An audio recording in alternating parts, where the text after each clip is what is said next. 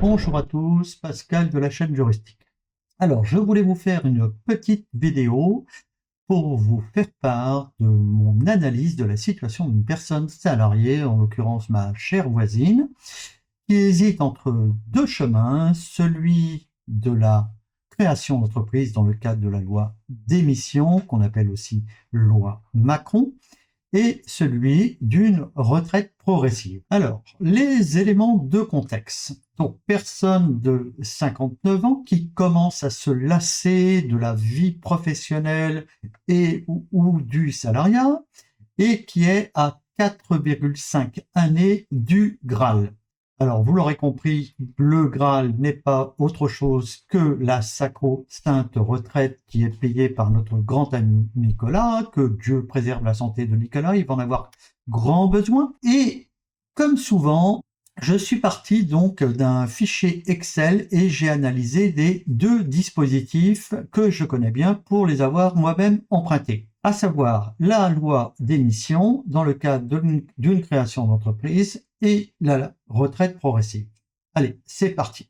Alors, à gauche ici, vous avez donc la retraite progressive et à droite, vous avez la loi d'émission avec France Travail.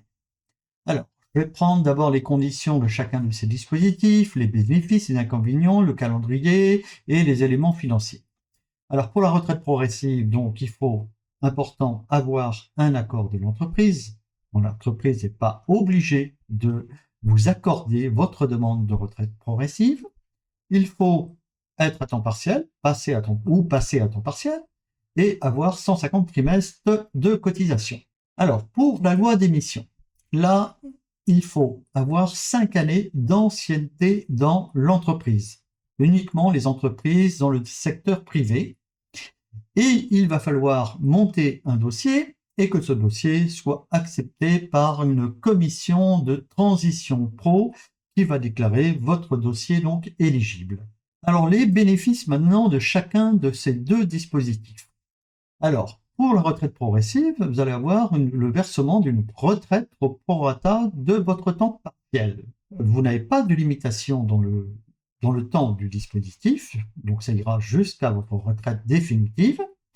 Et vous avez globalement un maintien de vos revenus entre 80 et 90%, mais tout dépend bien entendu de votre cas personnel. Alors, les bénéfices par contre d'une création de société dans le cadre de la loi d'émission. Donc, vous avez une prise en charge de France Travail qui correspond à environ 58% du brut. Vous aurez la totale liberté d'aller et venir, puisque cette indemnité vous est versée parce que vous avez créé une société, et non pas parce que vous recherchez un emploi, et vous allez continuer de cotiser pour la retraite, aussi bien au régime général que au régime complémentaire. Maintenant, quels sont les inconvénients des deux dispositifs? Alors, l'inconvénient de la retraite progressive, c'est que vous êtes toujours salarié à temps partiel, au moins à 40%. Alors, vous allez également aussi cotiser moins pour votre retraite car vous êtes sur la base d'un temps partiel. Et puis, si un jour vous êtes amené à pointer donc à France Travail, eh ben, vos indemnités sont beaucoup plus faibles puisque vous serez donc sur un temps partiel. Alors, les inconvénients de créer une société dans le cadre de la loi Macron. Là, vous aurez à supporter des frais de structure, de comptabilité, de frais bancaires. Vous avez un dossier à monter, ainsi qu'une société à mettre en place, SASU, etc. Je vous conseille plutôt une société de type SASU ou SAS, mais il faudrait que je fasse une vidéo spécifiquement donc sur la loi Macron. Vous aurez également aussi un maintien de revenus qui est beaucoup plus faible que la retraite progressive, puisque vous êtes à peu près à 57%, 58% du brut, alors qu'on arrive à une prise en charge à 80-90% donc pour la retraite progressive. Et vous avez également une limitation de France Travail qui est limitée dans le temps, 27 mois, peut-être un peu plus, mais donc vous pouvez avoir des problèmes de raccord avec votre retraite définitive. Alors maintenant, j'ai essayé d'illustrer donc les deux dispositifs par un petit calendrier pour comprendre un peu où est-ce qu'on va. Alors, donc je prends le cas de cette personne. Donc aujourd'hui, elle est salariée à temps plein. si elle passe en retraite progressive et que c'est accepté par l'entreprise, 60 ans, elle peut passer donc en retraite progressive jusqu'à sa retraite définitive. Alors, dans le cadre d'une création d'entreprise, aujourd'hui, donc, elle est toujours à temps plein. Elle va constituer donc un dossier de création d'entreprise et pour un départ à 60 ans et demi. C'est ça son projet. Donc, constituer donc son dossier. À 60 ans et demi, si le dossier est accepté, elle va pouvoir démissionner et s'inscrire à Pôle emploi. Jusqu'à la fin des droits de Pôle emploi, qu'on va situer à peu près à 62 ans, et elle basculera ensuite en retraite définitive à 63 ans et demi. Alors, je redescends dans le tableau et j'ai essayé d'estimer, dans le cas de cette personne, les différents montants qu'elle va percevoir. Alors, aujourd'hui, donc, elle est salariée à temps complet, elle perçoit 2701 brut. Si elle passe en retraite progressive, elle bascule à 2401 €, car c'est calculé donc sur la base d'une retraite à 2100 €. Et retraite définitive, 2100.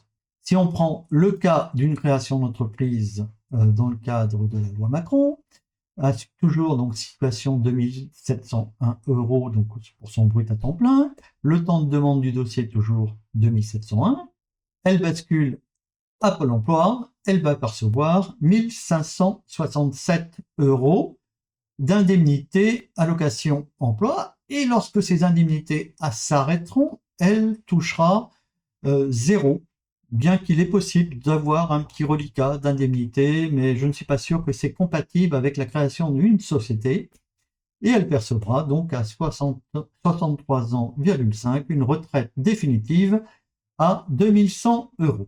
Alors, si on fait la synthèse financière de tout ça, si je prends l'âge de 60 ans jusqu'à la retraite, elle aura perçu 100 000 €. Et si vous êtes dans le cas d'une création de société, vous aurez donc un total de 63 203 € auquel il faut soustraire les frais de comptabilité et des frais bancaires. J'estime à peu près 6 000 €, donc ce qui fait un total de revenus de 57 203. Et là, j'ai mis 0 en chiffre d'affaires. Alors, quelles sont les variables qui vont permettre de choisir tel ou tel dispositif? Moi, j'en vois 2 variables.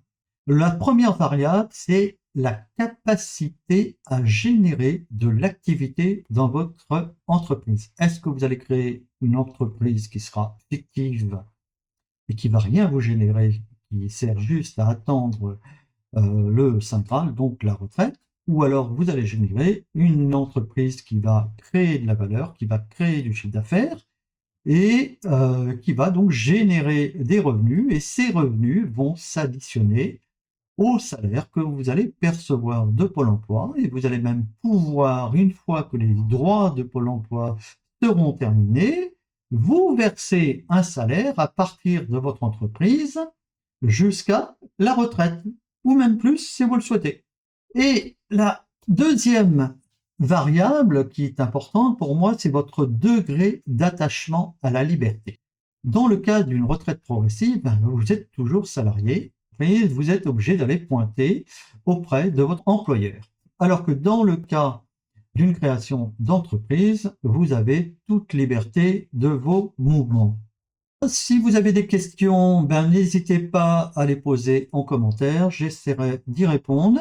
Je mettrai le lien de ce fichier donc à disposition sur un article sur le site juristique.org et que vous pourrez télécharger dans la description de la vidéo.